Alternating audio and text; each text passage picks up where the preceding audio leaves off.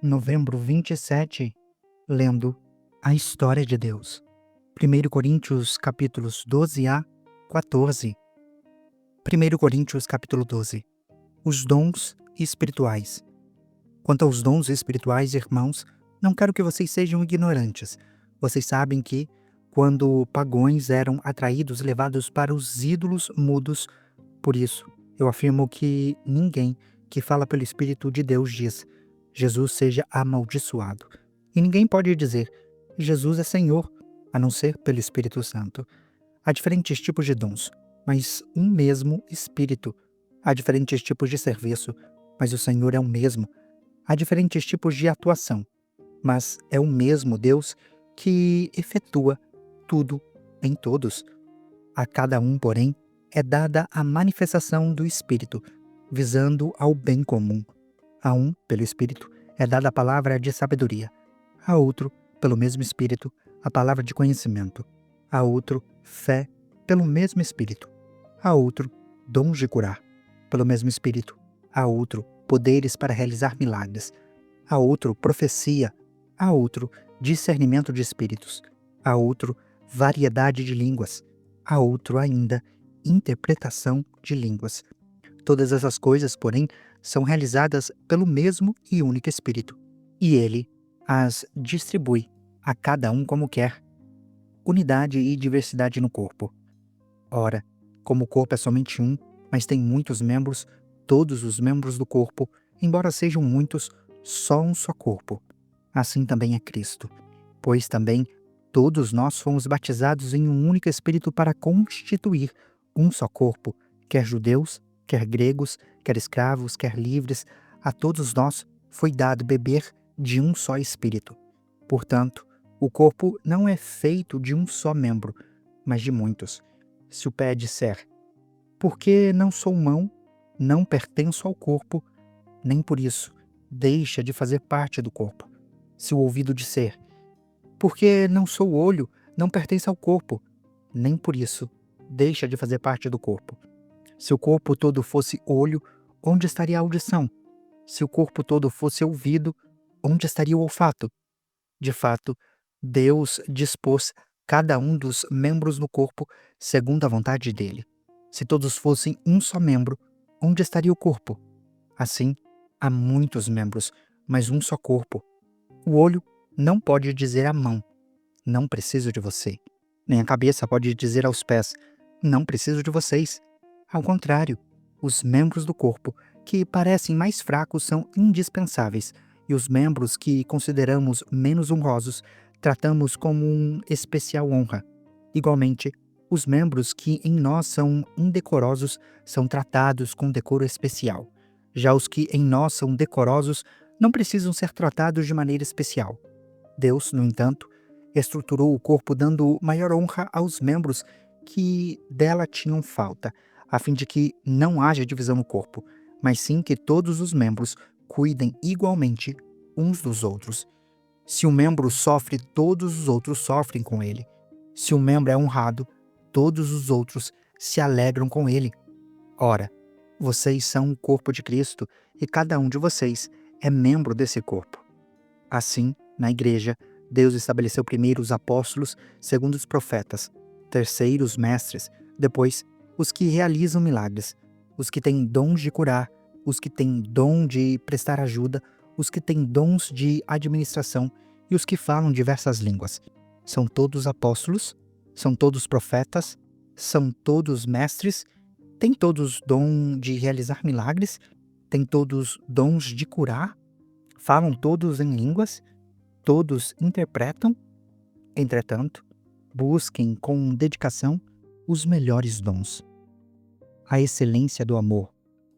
Passo agora a mostrar a vocês um caminho ainda mais excelente. 1 Coríntios capítulo 13. Se eu falar as línguas dos homens e dos anjos, mas não tiver amor, serei como o sino que ressoa ou como o símbolo que retine. Se eu tiver o dom de profecia, souber todos os mistérios e todo o conhecimento e tiver uma fé capaz de mover montanhas, mas não tiver amor, nada serei.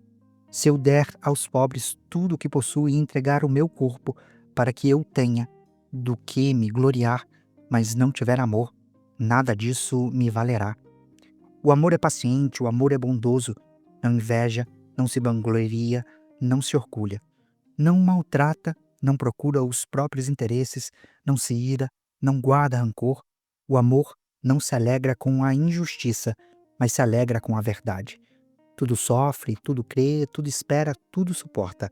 O amor nunca perece, mas as profecias desaparecerão, as línguas cessarão, o conhecimento será deixado para trás, pois em parte conhecemos e em partes profetizamos. Quando, porém, vier o que é completo, o que é em parte será deixado para trás. Quando eu era menino, falava como um menino, pensava como um menino e raciocinava como um menino. Quando me tornei homem, deixei para trás as coisas de menino. Agora, pois, vemos apenas um reflexo, como em um espelho, mas um dia veremos face a face. Agora conheço em parte, mas um dia conhecerei plenamente, da mesma forma que eu sou plenamente conhecido. Assim, permaneçam agora estes três: a fé, a esperança e o amor. O maior destes, porém, é o amor. 1 Coríntios capítulo 14. O dom de línguas e o de profecia. Sigam o amor e busquem com dedicação os dons espirituais, principalmente o de profecia, pois quem fala em línguas não fala por intermédio de homens, mas de Deus. De fato, ninguém o entende, pelo Espírito fala mistérios, mas quem profetiza o faz para edificação, encorajamento e consolação dos homens. Quem fala em línguas edifica a si mesmo, mas quem profetiza edifica a igreja. Desejo que todos vocês falem em línguas, mas prefiro que profetizem. Quem profetiza é maior do que aquele que fala em línguas, a não ser que as interprete, para que a igreja seja edificada. Agora, irmãos, se eu for visitá-los e falar em línguas em que serei útil a vocês, a não ser que leve alguma revelação ou conhecimento ou profecia ou ensino, até no caso de coisas inanimadas que emitem sons, tais como a flauta ou a harpa, como alguém reconhecerá o que está sendo tocado se os sons não foram distintos? Além disso, se a trombeta não emitir um som claro, quem se preparará para a batalha? Assim acontece com vocês. Se não proferirem palavras compreensíveis com a língua, como alguém saberá o que está sendo dito? Vocês estarão simplesmente falando ao ar. Sem dúvida, há diversos idiomas do mundo e nenhum deles é sem sentido. Portanto, se eu não entender o significado do que alguém fala, serei estrangeiro para quem fala, e ele será estrangeiro para mim. Assim acontece com vocês, visto que estão ansiosos por terem dons espirituais. Procurem crescer naqueles que trazem edificação para a igreja. Por isso, quem fala em línguas, ore para que possa interpretá-las, pois, se ora em línguas, o meu espírito ora, mas a minha mente fica infrutífera. Então, que farei? Orarei com o espírito, mas também orarei com o entendimento. Cantarei com o espírito, mas também cantarei com o entendimento. Se você estiver louvando a Deus em espírito, como poderá aquele que está entre os não instruídos dizer amém a sua ação de graças, visto que não sabe o que você está dizendo? Nesse caso, você dá graças corretamente, mas o outro não é edificado. Dou graças a Deus por falar em línguas, mas do que todos vocês. No entanto, na igreja prefiro falar 5 palavras compreensíveis para instruir os outros a falar 10.000 palavras em línguas. Irmãos, não sejam como crianças no modo de pensar. Com respeito ao mal, sejam como as crianças, mas, quanto ao modo de pensar, sejam maduros, pois está escrito na lei: por meio de homens de outras línguas e por meio de lábios de estrangeiros, falarei a este povo, mas mesmo assim, eles não me ouvirão, diz o Senhor. Portanto, as línguas são um sinal de condenação para os descrentes, não para os que creem. A profecia, porém, é para os que creem, não para os descrentes. Assim, se toda a igreja se reunir e falar em línguas e alguns não instruídos ou descrentes entrarem, não dirão que vocês estão loucos? Mas Quando todos estiverem profetizando e entrar ali algum descrente ou não instruído, ele será convencido do pecado e julgado por todos, e os segredos do seu coração serão expostos. Assim, ele se prostrará e adorará a Deus, exclamando: Deus realmente está entre vocês.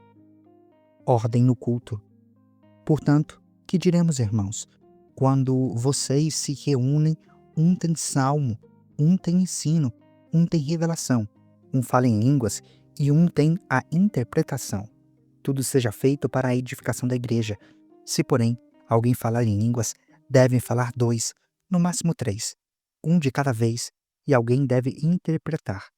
Se não houver intérprete, fique calado na igreja, falando consigo mesmo e com Deus. Quanto aos profetas, que falem 2 ou 3, e os outros julguem cuidadosamente o que foi dito. Se vier uma revelação a alguém que está sentado, cale-se o primeiro, pois vocês todos podem profetizar cada um por sua vez, de forma que todos sejam instruídos e encorajados. O espírito dos profetas está sujeito aos profetas, pois Deus não é Deus de desordem, mas de paz. Como em todas as congregações dos santos, que as mulheres permaneçam em silêncio nas igrejas, pois não lhes é permitido falar. Antes, permaneçam em submissão, como diz a lei. Se quiserem aprender alguma coisa, que pergunte ao próprio marido em casa, pois é vergonhoso uma mulher falar na igreja. Acaso a palavra de Deus procedeu de vocês? São vocês os únicos alcançados por ela?